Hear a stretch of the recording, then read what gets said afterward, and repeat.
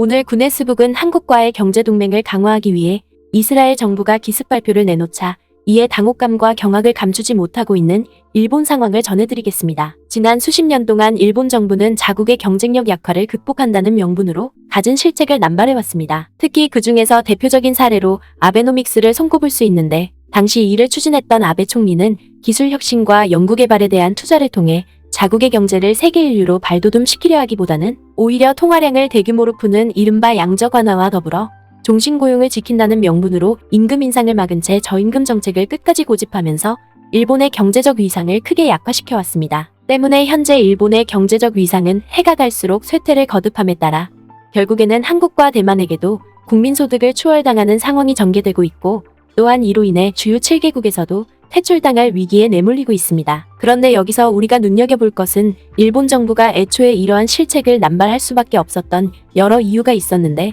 특히 그 중에서 이스라엘의 목도 한 부분을 차지하고 있다는 점입니다. 바로 지난 수년 동안 일본 정부와 일본 매체들이 이스라엘의 혁신적인 경제성장 모델을 따라 배우기 위해 이스라엘을 상대로 삼고초려를 거듭해왔음에도 불구하고 이스라엘 정부가 이를 계속해서 이런 제안에 거절해왔을 뿐만 아니라 심지어 일본 대신 한국과의 경제동맹에 더 적극적인 행보를 이어가면서 일본 정부를 궁지로 내몰아왔다는 것입니다. 특히 최근에도 이러한 상황을 여실히 대변하듯이 이스라엘 정부가 한국을 상대로 한 특혜 조치를 기습적으로 내놓고 나서면서 일본 정부를 더더욱 경악해 하고 있는 상황입니다. 이와 관련해 지난 12월 26일 이스라엘 매체인 예루살렘 포스트는 한국과 이스라엘의 관계가 나날이 강화됨에 따라 두 나라의 직항편이 다시 재개되기로 했다며 이를 대서특필로 다뤘습니다. 그러면서 이 매체는 보건위기로 잠정 중단됐던 한국과 이스라엘의 직항편 노선이 마침내 2년 만에 다시 재개된다고 보도했습니다. 2년간의 번거로운 대체 노선 끝에 이스라엘 수도 텔아비브에서 한국의 수도 서울로 가는 직항 노선이 다시 운행되었다. 매주 3회로 운항되는 이 노선은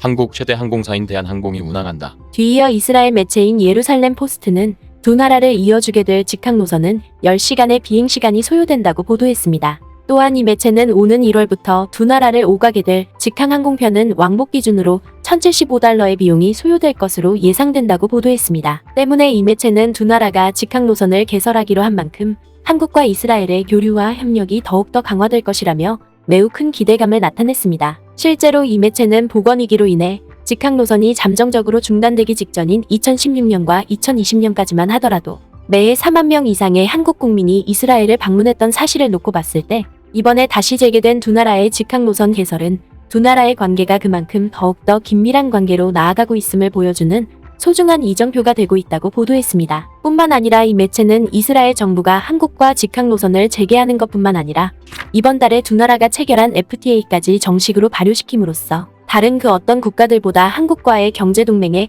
각별한 애정을 과시하고 있다고 보도했습니다. 그도 그럴 것이 이 매체는 자국 정부가 아시아 국가로는 사상 최초로 한국과 FTA 협정을 체결하기 직전까지만 하더라도 두 나라의 경제협력은 이미 사상 최고치를 달성해왔던 만큼 두 나라의 경제동맹 구축에 있어서 FTA 발효는 그야말로 금상첨화와 다름없다고 치켜세웠습니다. 2021년에 이뤄진 두 나라의 상품 및 서비스 분야에서의 무역은 2020년보다 약 35% 증가한 35억 달러를 기록했다. 이 중 이스라엘이 수출한 금액은 15억 달러로 2020년보다 약 42%나 증가했다. 그러면서 예루살렘 포스트는 500페이지 이상에 달하는 두 나라의 FTA 협정이 이번 달부터 공식적으로 발효됨에 따라 매년 역대 사상 최고치를 향해 달려가고 있는 두 나라의 무역 관계가 더욱더 경이적인 성장세를 이어갈 것으로 예상된다고 보도했습니다. 실제로 이 매체는 두 나라가 맺은 FTA 협정을 자세히 들여다보면 관세에 대한 면제뿐만 아니라 원산지 규칙과 관세 절차에 더해 무역 구제와 분쟁 해결은 물론이고 통신과 전자상거래를 비롯해 기술 협력과 지적재산권에 이르기까지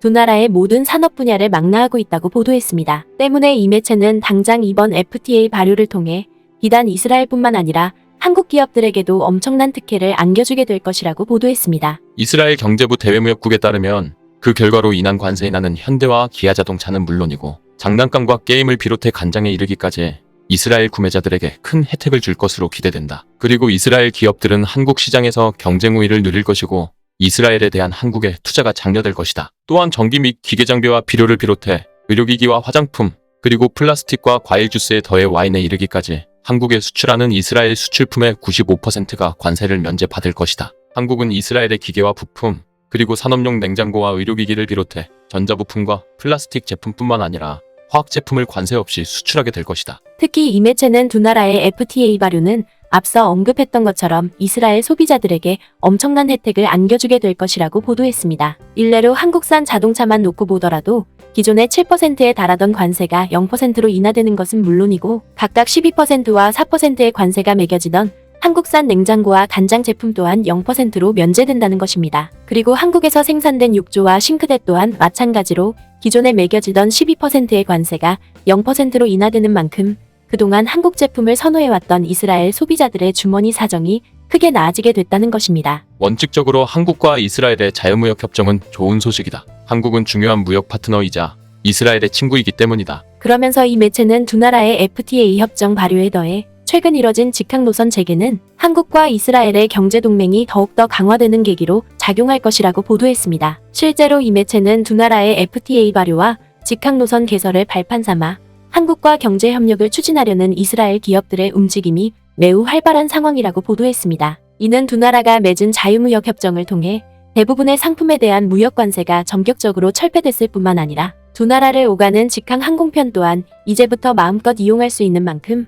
한국과의 사업을 발전시키려는 이스라엘 기업들로서는 이보다 더 좋은 경제 여건은 그 어디서도 찾아볼 수 없을 만큼 최고의 기회로 인식되고 있다는 것입니다. 때문에 이스라엘 매체의 이러한 보도는 그동안 이스라엘의 경제 성장 방식을 따라 배우는 것뿐만 아니라 이스라엘과의 경제 협력을 통해 자국의 경제 시스템을 근본적으로 바꾸려던 일본 사회의 노력이 수포로 돌아간다는 것을 의미한다는 점에서 일본 정부와 일본 기업들로서는 아연실색할 수밖에 없다는 것입니다. 이는 이스라엘 정부가 한국에 대해 왔던 금단지교의 우정과 달리 일본에 대해서만큼은 철저하게 냉정 어린 대응을 펼치고 있다는 것입니다. 그도 그럴 것이 지난 2015년 당시에 한창 아베노믹스를 통해 경제 부흥 정책을 꾀했던 아베 총리가 일본 경제를 다시금 부활시키기 위해서는 혁신적인 기술을 창출하는 이스라엘의 경제 성장 모델을 적극적으로 따라 배워야 한다며 이스라엘과의 민간 교류 강화 방침을 내세웠지만 결국 이스라엘 정부로부터 푸대접만 받는 상황이 벌어졌기 때문입니다. 더군다나 앞서 언급됐던 항공 노선에 있어서도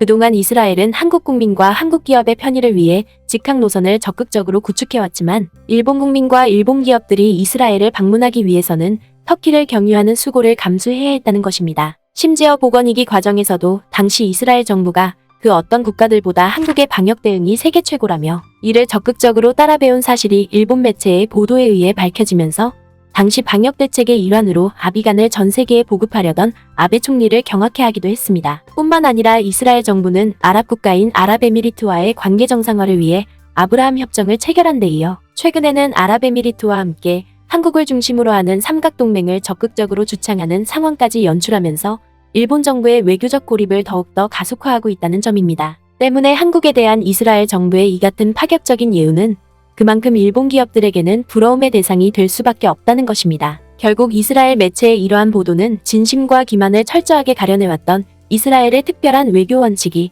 한국과의 경제동맹을 더욱더 강화시켜주는 결과로 이어지고 있음을 보다 극명하게 증명해주고 있는 것입니다. 구네스북 영상을 유익하게 보셨다면 구독과 알림 설정 부탁드리겠습니다.